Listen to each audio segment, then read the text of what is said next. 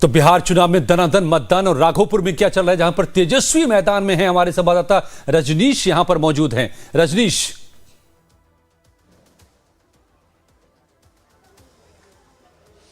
अजय, देखिए इस वक्त राघोपुर काफी उत्साहित है। वोट कौन किसको करेगा ये तो वक्त बताएगा, मगर यहां पर जिस तरीके से मतदाता बाहर निकले हैं ये तस्वीर बता रही है हिम्मतपुर गांव की।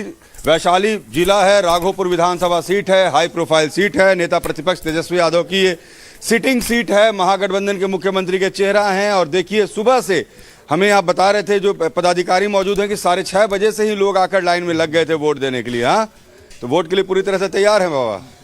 किस मुद्दे पर वोट दे रहे हैं? मुद्दा क्या है राघोपुर के लिए? अब देखिए सर, यहाँ पर तो मतदान है, लोग जा रहे हैं अपना। चाहिए क्या राघोपुर को, ये बताइए। राघोपुर तो हम लोग को विकास चाहिए इसके सर। पहले हम लोग के कटाव रुकना चाहिए।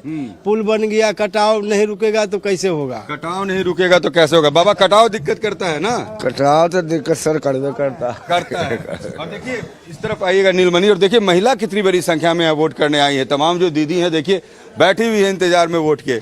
दीदी, राघोपुर में कितना विकास हुआ? कटाव का समस्या बना कि खत्म हो गया? नहीं बना, नहीं ठीक हुआ है कटाव। तो बारिश में परेशानी होती है दीदी यहाँ?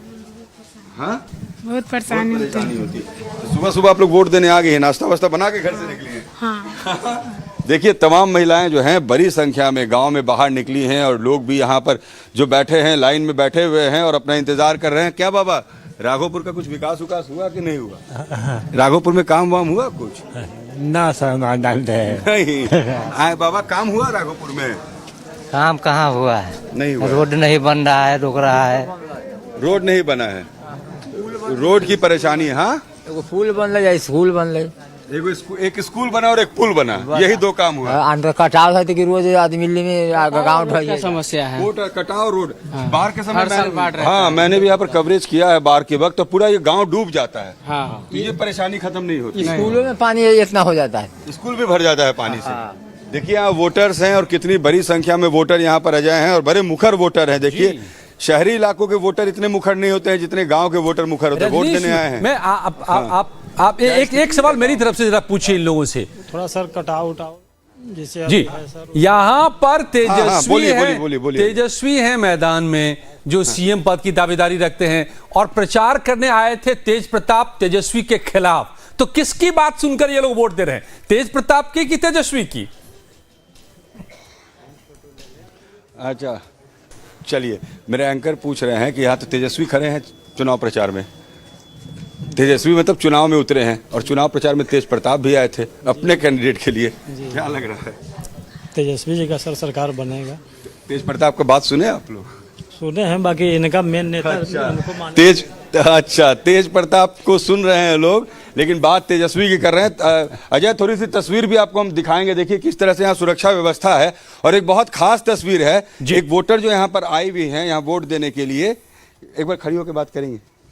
उनको मैं दिखाना चाहता हूं, क्योंकि देखिए ये वोट देने आई थी, मैंने इनको रोका था लाइव के लिए। ये बैसाखी लेकर वोट देने आई हैं, और ये दिव्यांग हैं, और अभी मैं इनको देखा कि ये चलते हुए आ रही थी। आप वोट देने बैसाखी लेकर आई हैं, सुविधा कितनी मिली आपको? अब बड़ा दिकदारी से आ रहे हैं।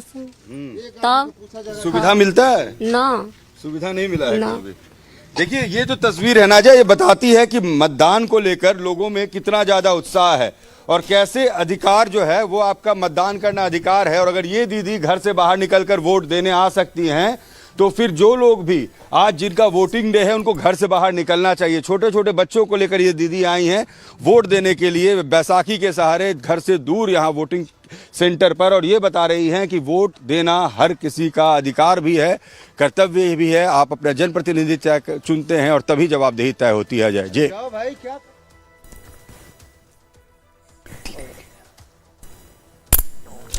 जी हाँ, तो मेरे साथ तमाम मेहमान जुड़े हुए हैं यहाँ पर, और चितरंजन जी आरजेडी से जुड़ गए हैं इस बीच में। चितरंजन जी, आपका स्वागत है लाइव टाइम्स पर। जरा एक बात हमें बता दीजिए ना कि किसकी बात महुआ में और राघोपुर में किसकी बात सुनेंगे लोग, तेजस्वी की कि तेज प्रताप की? क्योंकि राबड़ी देवी तो आशीर्वाद दोनों को देकर गई हैं आज। देखिए, केवल राघोपुर महुआ की बात नहीं है, पूरे बिहार में बदलाव की हवा चल रही है। पूरे बिहार जो है सो तेजस्वी यादव को एक मौका देने देना चाहता है, मुख्यमंत्री को भी देखना चाहता है, इसलिए केवल महुआ और राघोपुर की बात नहीं है, पूरे बिहार में राबड़ी देवी यानी कि तेजस्वी और तेज प्रताप की मां दोनों को आशीर्वाद देकर गई हैं। आशीर्वाद ठीक है, आशीर्वाद तो माँ है तो देगी ही, लेकिन मैंने कहा ना कि राघोपुर और महुआ कोई बिहार से अलग नहीं है, जो पूरे बिहार में बदलाव और निरहुआ की देखिए आवाज चल रही है, वोट पर पूरे बिहार- जी निरहुआ पहुंच गए हैं इस पर मतदान केंद्र पर वोट डालने के लिए, तस्वीर वहीं से सीधी आ रही है। जी बोलिए अब आप चित्ररंजन जी। महुआ हो या राघोपुर बिहार से अलग नहीं है, यहाँ पूरे बिहार में बदलाव की हवा चल रही है और बिहार जो है सो तेजस्वी यादव को मुख्यमंत्री के रूप में देखना चाहती है। 20 वर्ष तक जो है सो एनडीए के कुशासन को देखा है, जो केवल विज्ञापन में, भाषण में और पेपर में दिखाई पड़ता है। तो जमीन पर कुछ है नहीं, एक भी उद्योग धंधा स्थापित नहीं हुआ, एक नया पैसा निवेश नहीं हुआ, 3 करोड़ से ज्यादा लोग पलायन किए हुए हैं। डिग्री लेकर बच्चे जो है सो सड़क पर धूल फांक रहे हैं, लाठियों से पीटा जा रहा है उन्हें। तो इसलिए इस बार जो है सो स्थिति बदली हुई है और पूरे बिहार में बदलाव की जो यह आंधी चल रही है, जो बदलाव अभी की तक आंधी चल रही है। मनीष पांडे नहीं जी था। बीजेपी से जुड़े हुए हमारे साथ, एक बार पूछ लेते हैं कि आपने क्या बिहार का हाल कर रखा है। चित्ररंजन जी ने पूरा हाल बता दिया और अब तो बदलाव की आज हवा चल रही है। चित्ररंजन जी का दावा है। देखिए कितना बेवकूफ समझते हैं ये लोग बिहार के मतदाताओं को। तेजस्वी यादव जाकर महुआ में कहते हैं कि सबसे बड़ी पार्टी है, सबसे बड़ी पार्टी है, और राबड़ी जी कहती है कि दोनों तो मेरा ही बेटा है, दोनों को शुभकामनाएं। वाह क्या बात है। यही देखिए, यही इनका जो है ना, यही इनका चाल चरित्र और चेहरा है। मतलब माँ कुछ और, बेटा कुछ और, पिता कुछ और, लेकिन टोटल जो इक्वल टू है, इक्वल टू में टोटल परिवार है। परिवार से बाहर कोई नहीं है। मतलब इस हाथ में भी लड्डू अपना, उस हाथ में भी लड्डू अपना, दोनों को शुभकामनाएं। जीतेगा तो दोनों जीतेगा। भाई क्या तरीका है। बिहार वासी इन बातों को देखिए अच्छी तरह से समझते हैं। एक तरफ सिर्फ और सिर्फ सत्ता की भूख है, एक तरफ सिर्फ और सिर्फ सत्ता में बैठने की बेचैनी, इधर क्या है, और दूसरी तरफ विकास की भूख। ये तो उनकी बात हो गई जी। इधर क्या है, मतलब एनडीए की तरफ क्या है, मैं पूछ लूंगा आपसे। चलिए मैं आता हूं सेकेंड राउंड में। अपनी बात आप वो लगातार कह रहे हैं तेजस्वी कि आप तो उन्हीं को याद कर रहे हैं, लगातार उनके 15 साल को याद कर रहे हैं जो 20 साल हो गए, पुरानी बात हो गई। आप अपने 20 साल की तो बात बता दीजिए।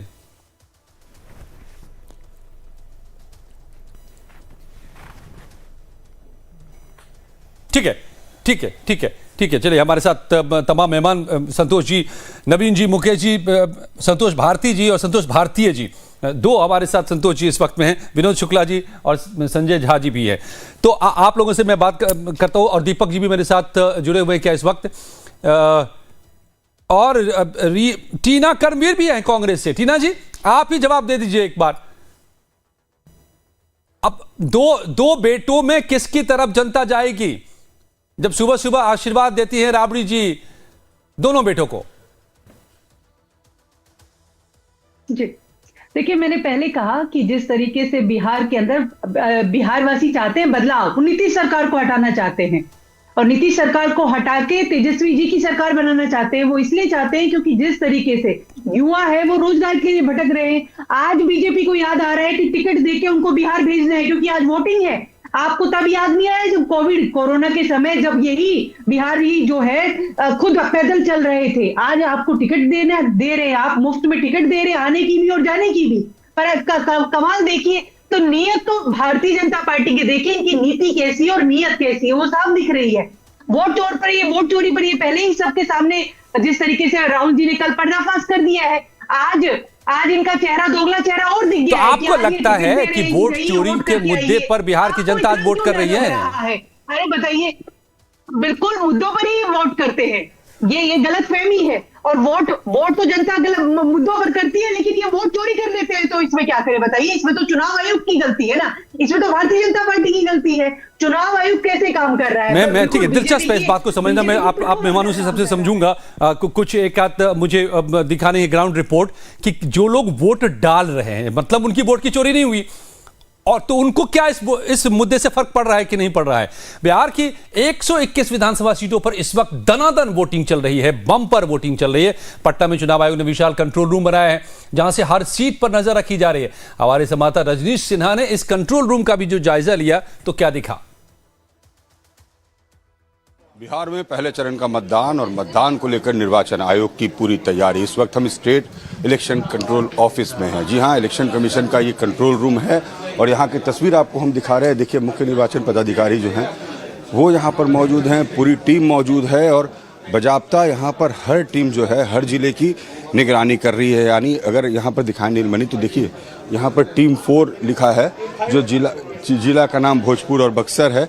उसी तरीके से आगे हर टीम का एक एक नाम दिया हुआ है और वो जो टीम है वो अलग अलग अपने लेवल पर इसकी स्क्रूटनी कर रही है। समस्तीपुरा शेखपुरा हम लोग टीम में। अच्छा, आप लोग यहाँ पर बैठ के क्या मॉनिटर कर रहे हैं? मतलब कि पोल परसेंटेज कितना हुआ ये सब, हाँ कंट्रोल ही से होता है। पोल परसेंटेज की कंट्रोलिंग चल रही है। जो पदाधिकारी है वो बता रहे हैं। देखिए, एक एक करके यहाँ पर नाम है।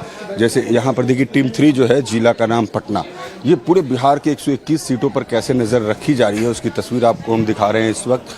यहाँ दरभंगा टीम 2 जो है वो दरभंगा की निगरानी कर रही है। टीम 1 जो है वो जिला का नाम मधेपुरा, सहरसा और खगड़िया, और जो यहाँ पर चीफ इलेक्शन ऑफिसर हैं श्री विनोद सिंह गुजरियाल, उनकी पूरी टीम के साथ यहाँ पर बैठे हुए हैं। एडिशनल CEO बिहार बैठे हुए हैं।